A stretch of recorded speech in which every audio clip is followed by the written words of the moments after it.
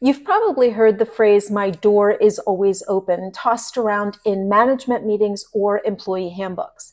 But what does it actually mean in practice, and does it truly work? In today's episode, we're going to unpack the benefits, the blind spots, and the boundaries that come along with working in an open door workplace. Hi there, and welcome back to Woman at Work, the space where we talk candidly about what it really takes to lead, grow, and thrive in a complex work environment. I'm Caroline McCormick, and today we're going to dive into a topic that sounds simple, but has multiple layers to it: the open door policy. Okay, let's start with the basics.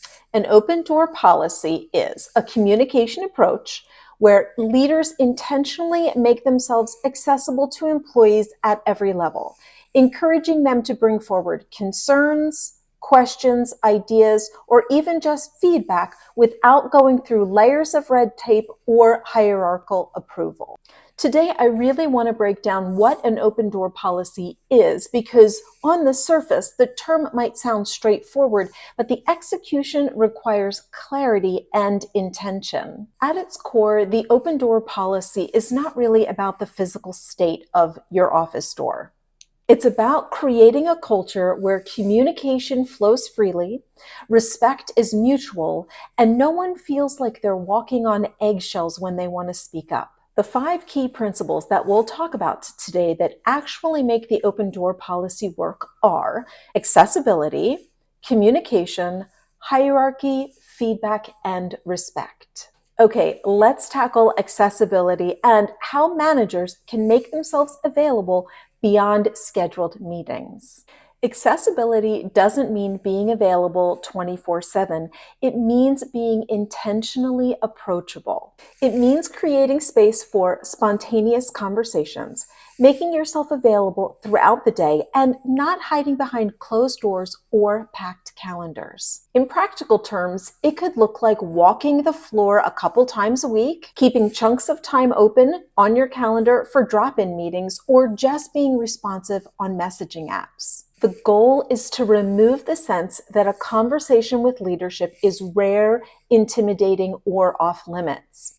When you're accessible, you become part of the day-to-day rhythm, not just a figure who appears when there's a problem. And for those of you who actually have a door, I think it's important for you to think about what the closed door says to your frontline team members, particularly during uncertain times. This includes when layoffs are happening, org changes, or a decline in performance. All of these things can be anxiety-provoking for your teams. This is an opportunity for you to reassure them with an open door. Okay, I have a personal story that I want to share with you that I think will help paint a picture of what it means to make connections and be open to working with your teams from the corner office. As the VP of operations, I had 2 frontline team members come to me one day wanting to talk a little bit about some challenges they were facing in their sales positions. Note, they came together, which indicated that they might have been a little bit nervous to come independently.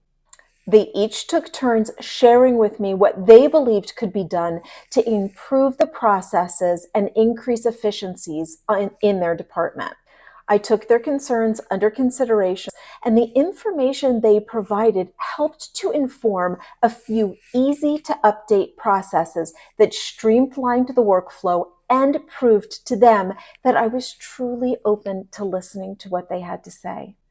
The next time, they came back for a visit just to say hi. And before I knew it, this was a regular visit, and they started to get comfortable enough to play some tricks on me. There was nothing malicious about the tricks they were playing. They would take a personal item of mine out of the office, whether it was a small family photo or a plant.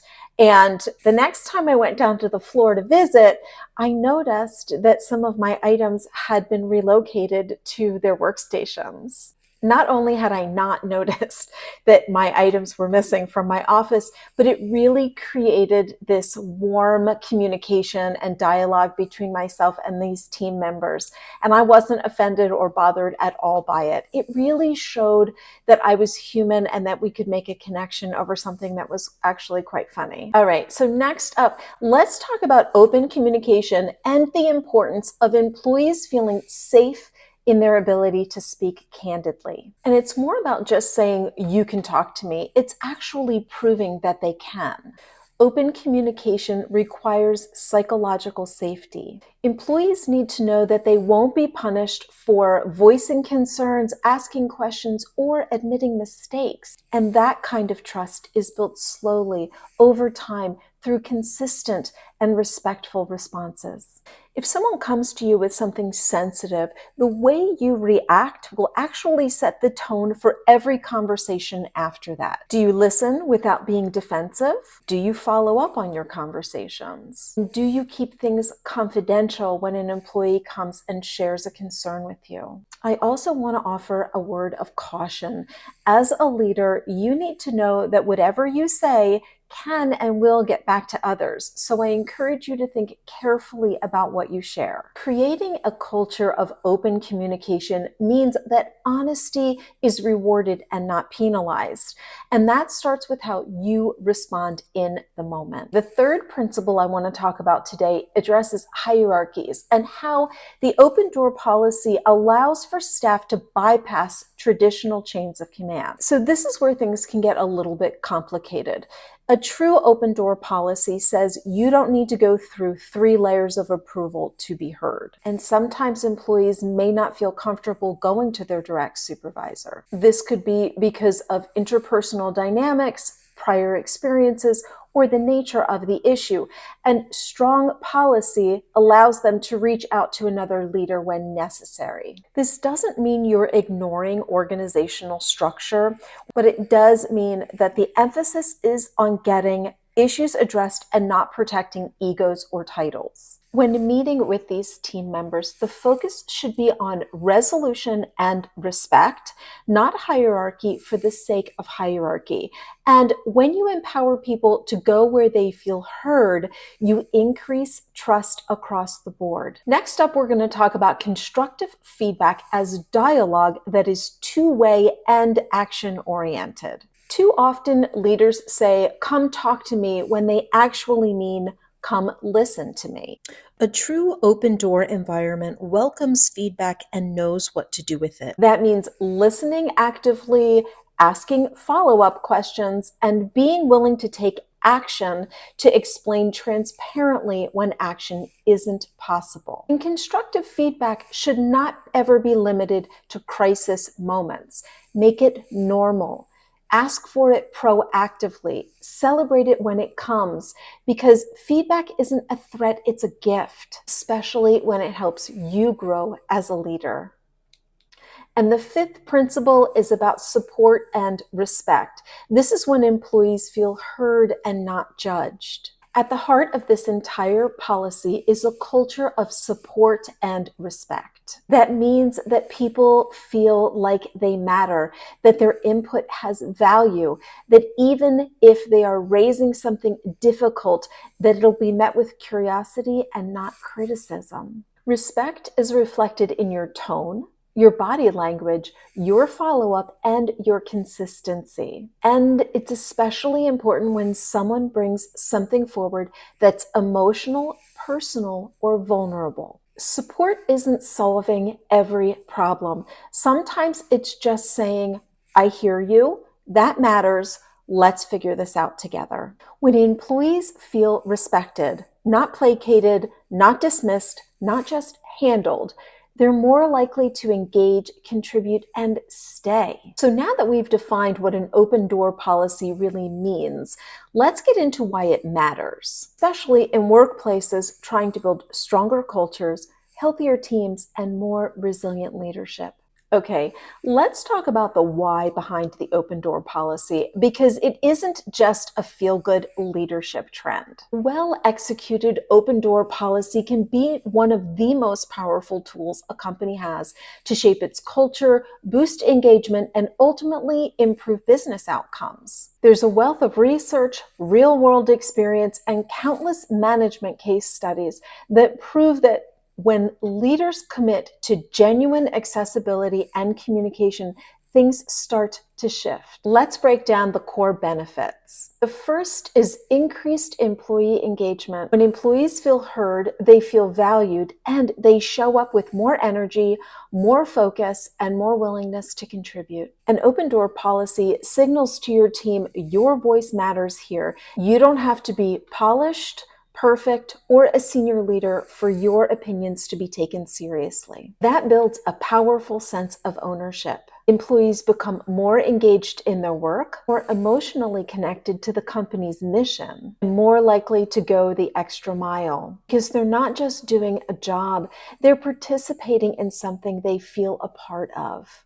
Okay, the next benefit is higher morale and retention. Employee retention isn't just about salary and perks. It's about belonging. When people believe that leadership has their backs, they're more likely to stay through tough seasons. The open door policy builds trust, and trust is the glue that keeps teams together. When employees know they can raise a concern and not get shut down or worse, punished, they feel safer. Safer to share ideas, safer to take risks, and safer to stay. And this kind of culture attracts top talent. People talk. Word gets out about companies where leadership is accessible and responsive, and that's a powerful recruiting advantage. Next up, we'll talk about how the open door policy impacts increased innovation. Here's a truth we often forget. Great ideas don't just come from the top. Some of the best insights for how to improve workflow, serve customers better, or create new offerings come from the people on the front lines, those who interact with product, clients, and systems every day. The open door policy creates a pipeline for those ideas to directly reach decision makers. It dismantles the notion that innovation has to be formal, departmental, or limited to brainstorming sessions. It can happen in hallway conversations, quick check-ins, or during spontaneous feedback. And everyone feels that they have the right to contribute. Innovation becomes a shared responsibility, not just a leadership mandate. Okay, this next benefit for the open door policy should stay top of mind for team leads. It's all about how the open door can help facilitate the early detection of problems and issues. Let's talk about risk management because one of the most underrated benefits of the open door culture is this: you find out what's wrong before it explodes. From interpersonal conflict to broken processes to toxic behaviors, the earlier a leader hears about an issue, the faster it can be addressed, often quietly and constructively. Without open communications, small issues can fester. Resentment can build, and silence becomes the new norm. And then one day, you've got a major turnover problem, a pending lawsuit, or a complete breakdown in trust. But when you create an environment where people feel safe enough to say, hey, something doesn't feel right, you can address the problem at the root before it spreads.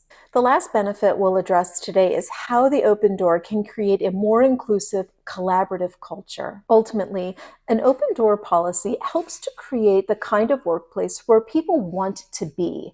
It flattens the silos, invites diverse perspectives, and it rewards honesty. It also signals that collaboration is valued, that leadership is not just issuing directives from above, but listening, learning, and evolving alongside their teammates. This kind of culture makes onboarding smoother, team dynamics healthier, and cross-functional work more seamless. People trust each other more, and trust is the foundation of every successful collaboration.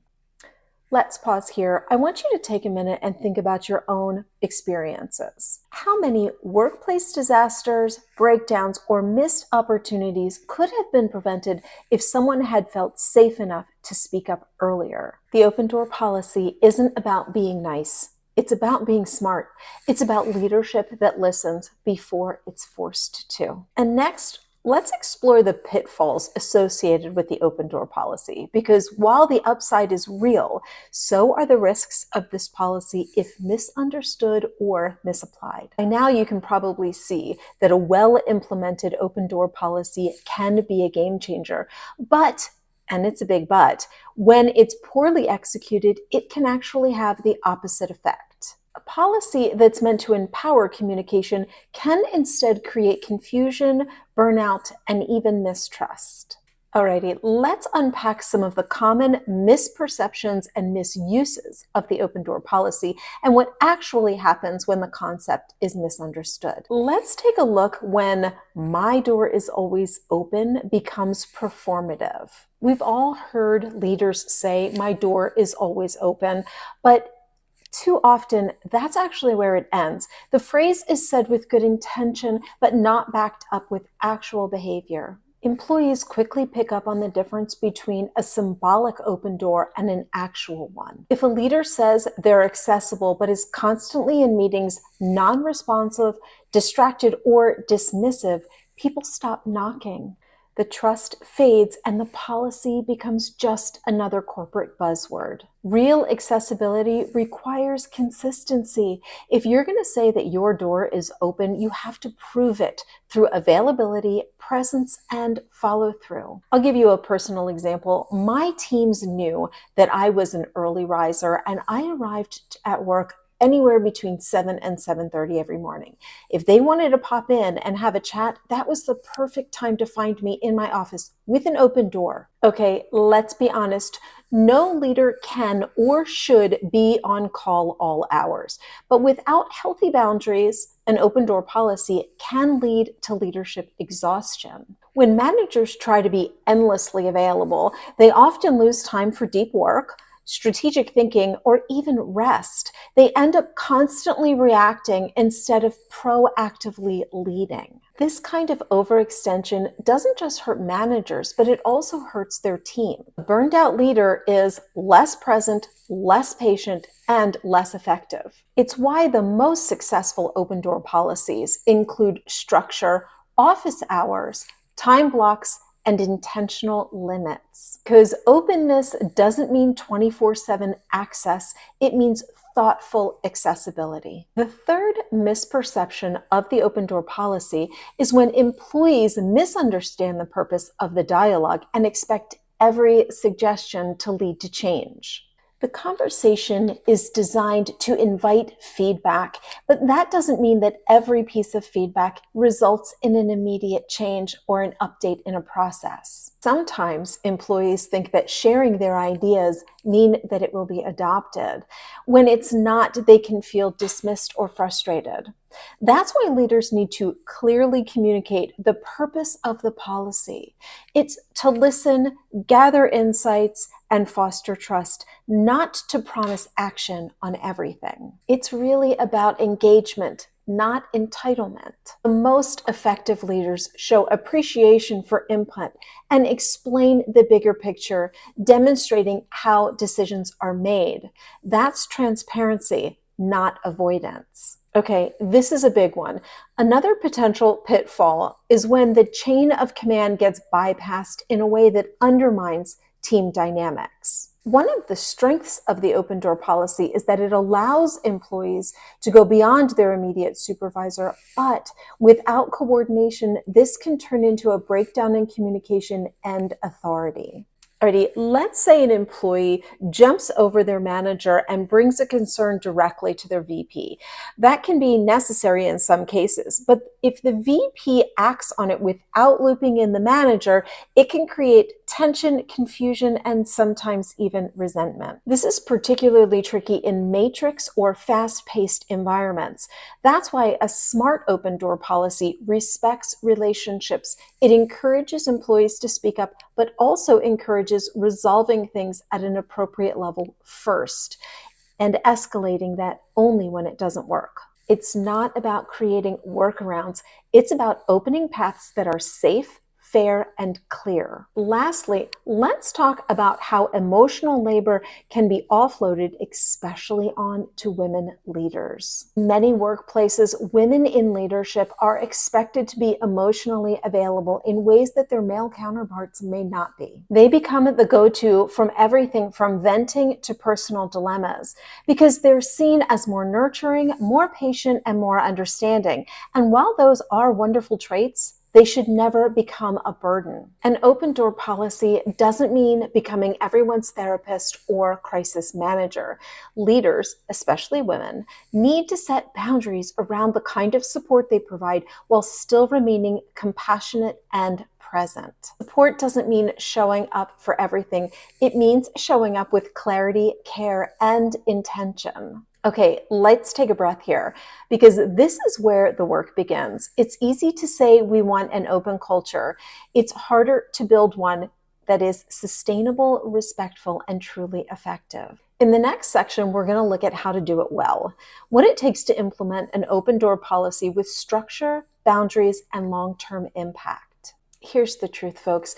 An open door policy isn't about physical availability. It's about psychological safety and structured access. So what exactly does this look like in practice? Setting clear expectations around when and how employees can reach out, scheduling office hours or drop-in blocks so you're available but not constantly interrupted, teaching employees the difference between venting and problem solving, and using digital tools like Slack or scheduling apps to streamline communications. This is especially important for women leaders.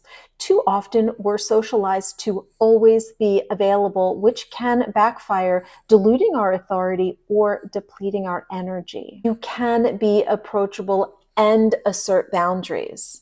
Let me share a couple of examples how this plays out in real companies. At a growing startup, one leader created 15-minute weekly coffee chats that any team member could book, no agenda required. This made him accessible, but on a schedule. In a school setting, one administrator implemented Feedback Fridays, a designated window each week where staff could share suggestions anonymously or in person.